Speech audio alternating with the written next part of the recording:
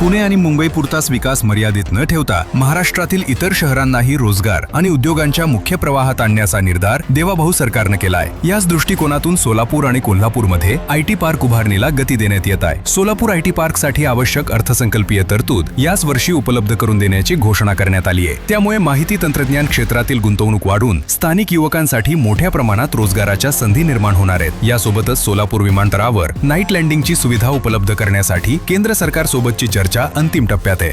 त्यामुळे मी आजच तुम्हाला अनाउन्स करतो की जी अर्थसंकल्पित तरतूद या सोलापूरच्या आयटी पार्क करता लागेल ती याच वर्षी उपलब्ध करून देण्यात येईल। यासोबत सोलापूरच्या विमानतळाच्या नाईट लँडिंगच्या संदर्भात केंद्र सरकारसोबत आमची बोलणी अंतिम टप्प्यामध्ये आहे।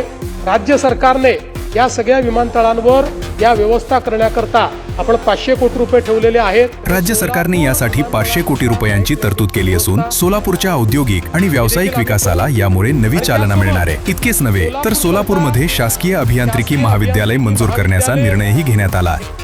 विशेष आपण लक्ष सोलापूरकडेही त्या ठिकाणी दिलेलं आहे। म्हणजेच शिक्षण, उद्योग आणि पायाभूत सुविधा यांचा समन्वय साधत विकासाचे नवे मॉडेल उभे करण्याचे काम देवाभाऊ सरकार करत आहे। रोजगारासाठी युवकांनी स्थलांतर करावे लागू नये तर रोजगारच त्यांच्या शहरात यावा ही देवाभाऊ सरकारची भूमिका आहे।